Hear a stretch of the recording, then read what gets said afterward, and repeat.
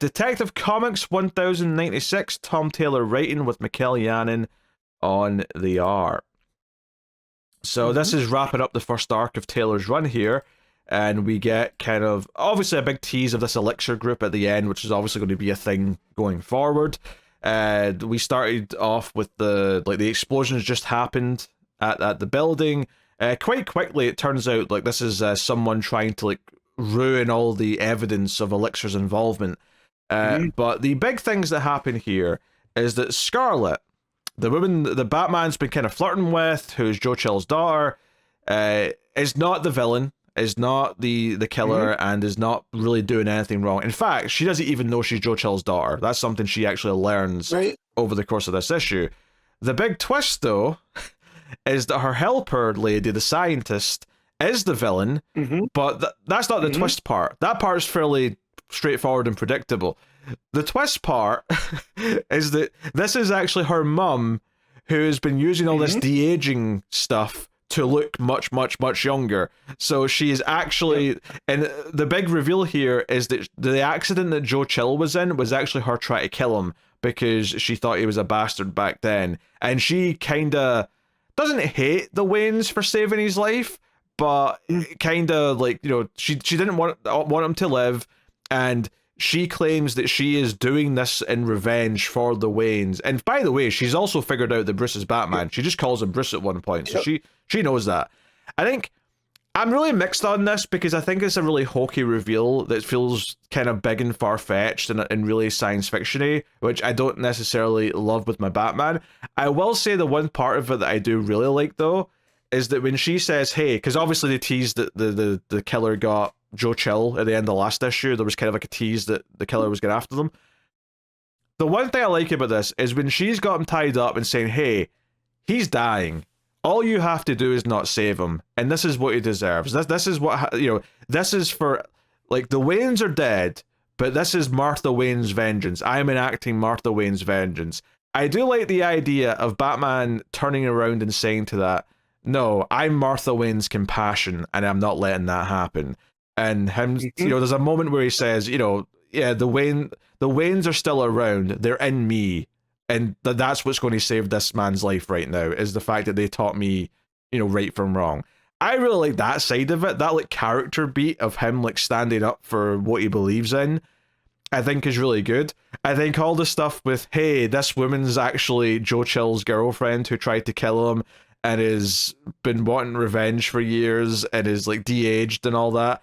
That stuff I'm just kind of like, okay, this is just comic book nonsense, and I just don't feel that like excited by it, if I'm honest, which is a shame. Well, it really, yeah, how do you go, Matt? I was gonna say, no, it really nailed the difference between justice and vengeance, right? Whereas with Joe Chill, he's done his time, he came out, Batman keeps an eye on him, but he doesn't want him to be killed, right? Because that's not what justice is. And so the fact that he does take that beat and is like, no, I'm my mother's compassion. Yeah, that was a really, really good scene. It's like, Tom Taylor's really good at this stuff. Yeah, no, he's great at the character stuff, absolutely. And I usually like his plots. This is just one where he kind of, I don't know, he got a bit too cutesy, well, I think, for you for said my liking. A twist, but I kind of felt like it was breadcrumbed along the way. You know what I mean? Like, it always felt there was something off with that doctor because her face was always covered, right? I mean, that's not a twist, Matt. Much in the same way. Most twists have breadcrumbs. Right. But you said like the twist is that it's the mother and that she's been de-aged and whatever. And I was like, I kind of felt like that's what it was from the start. You know, so. Well, I'm sorry. Where was this theory back at the start of the book? Well, so not at the start, but right when they started about that it might be Scarlet, and once we realized that it wasn't her. Right? There was something up with that doctor and their entire relationship that I was like, oh, that's her mom. Like, I just thought that was understood. You know, and that she's used this technology. Then why did you never say this, okay, Matt? Cool. Huh? Why did you never say this? I did. I said maybe that doctor's a Sema. And maybe that's also her mother. No, Go back to months ago. No, you said it may be the killer. You never, ever said that may be her mother. I don't think you said that. I believe I did. Okay. Because when that was revealed, I was like, huh. Like, Matt, Cool. even if you did, doesn't really matter, right? That's still a twist. Just because you guessed it doesn't make it not a twist. Well, I feel like a twist has to be some kind of surprise, right? And that's what makes it the twist. Matt, just because all twists are guessable. They all are. That's the point of a twist, is that the breadcrumbs are there. Just because you guessed it and figured it out in advance does not make it not a twist. This is the most insane thing I've ever heard you say. So then what's the difference between that and something being predictable? Right? Because if you're paying attention, then it should be predictable. It should be. Right? Twists should always have the possibility of being predicted. Right? Right, but that's what I'm saying. But when we're talking about something that lacks surprises and that it was predictable, it's usually a slight, right? It is usually a slight, and it's why sometimes saying something is predictable is not a bad thing. It's kind of something that's overly used by people in times when they shouldn't use it, because usually when people say something's predictable in a bad way, what they're really saying is that these stories kind of tropey, or is doing the same old beats, and it's kind of boring because of that, rather than because I could guess where it was going. Most stories you should be able to guess where something is going because it's what makes sense for it to happen. Not always, but a lot of the times that's the case. Right. So that's when the reveal happened. I was like, okay, cool. Turn the page. Like, it didn't affect me at all. Like, I'm much more concerned with Elixir and what's going on there. Like, are these people actually vampires? Right? What are they doing with the blood? Why was it so important with the kids that it was coming from these kids, right? Like these ones that are, left in the shadows of Gotham, and not just from other blood donors elsewhere. Like that to me is the more intriguing parts of the story than who she ended up actually being. Oh, okay, that's fine, but that has nothing to do with the debate of whether or not it was a twist. It was a twist. Sure. That's the goalpost movie. It's like, okay, we're having this debate. You're like, yeah, but I care more about this. I don't care if you care more about that. It doesn't matter to this conversation yet. I just feel like for a twist, it should be something that feels like overall it matters. And I feel like this didn't. It was just like, okay, you know what I mean? Like, I didn't feel like there was this big twist reveal. It is a reveal. I mean, it doesn't matter how big you think it is. It doesn't matter. Like, it's a reveal. This absolutely is a reveal. It doesn't necessarily make it a good reveal. In fact, I would argue it's kind of a weird, like, what? This? Okay. But it's a reveal. This is such a weird conversation. We can just keep moving on then. Just yeah, I don't know. Just some weird logic here. Yeah, I mean, the Bat family are going to the children's prison where all the boys were having their blood stolen to deal with them. Especially since Batman realizes that if they're trying to burn all the evidence at the lab, then they're probably going to try and like eradicate anything there. So the Bat family all goes there, and we see them all kind of fight all these like bad guys with guns that are trying to like force, like, they basically, it seems like they're trying to like steal like as much blood as possible at the last few minutes before they have to leave. So they've got like a truck and they're saying, line up the prisoners, we're taking all the blood, we're getting a stockpile of blood. So all of the Bat family come in motorbikes, and there's some fun action stuff there. And the art obviously from Janін is typically pretty great. Batman going down into the basement area where Chill is, and it's all bathed in green's pretty cool. I don't know. It's like, I think I like the character beats that it's going with here. I do, but I'm less enthusiastic about the actual plot, like, elements of like how these reveals ended up being. So kind of mixed in that case, but it's the sort of thing where, because I really like the character stuff so much, it doesn't make me worry about where the run's going, especially since, okay, now we're going to be dealing with this Elixir stuff, and we're going to be dealing with that. I will say a little rating thing here. It is a little convenient that when Bruce goes to see Scarlet, who's now realized that Joe Chill's her father, and she's sitting next to his like hospital bed, and she's feeling all conflicted, and she's like, wait, Bruce, this is the man that killed your parents, and she's like feeling all weird about that.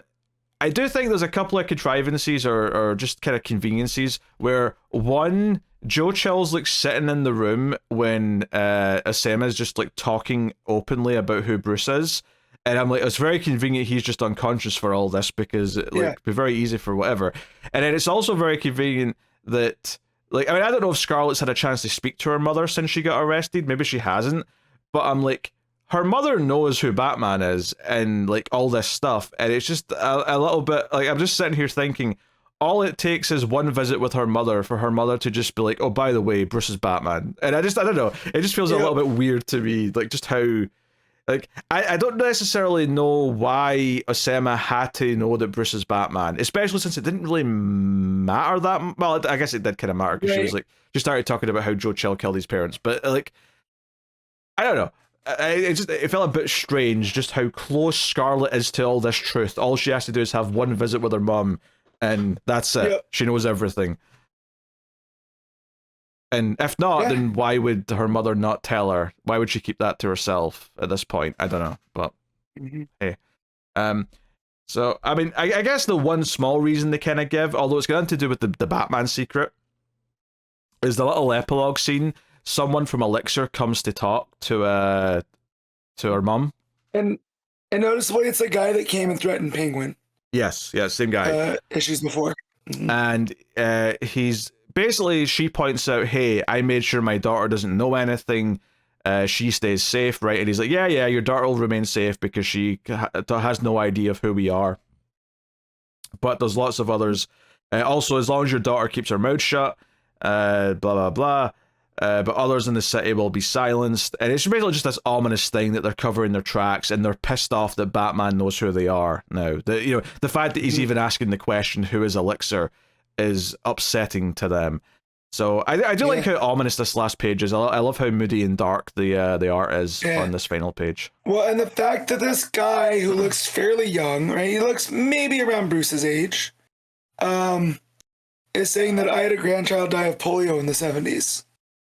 Right, so this dude's been around for a minute.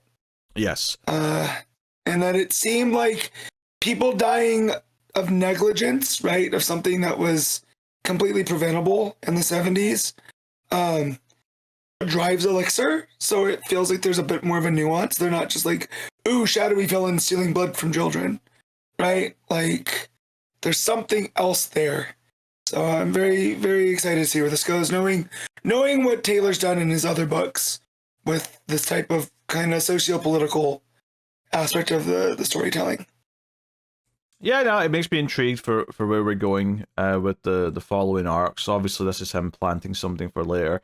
And if nothing else, we've got this team of villains who seemingly have been using the blood of young people to stay young for who knows how long. So, yeah, now we're very curious to see where we go with this. Yeah, I like. There's a lot to really like in this first arc. There really is. Like, there's so much good stuff with Batman wrestling with certain ideas, and like Taylor always gets the relationships down like really well. It's just the actual plot of the killer. I really liked like the early stuff with the serial killer because it felt intimidating, and Batman trying to save these young people was a big deal. Well, and she always seemed one step ahead of him, right? Like, you know, just when he thought he had it figured out, she still, you know, was able to get that one kid that he had just saved that day. So I like that aspect, and he kind of got away from it.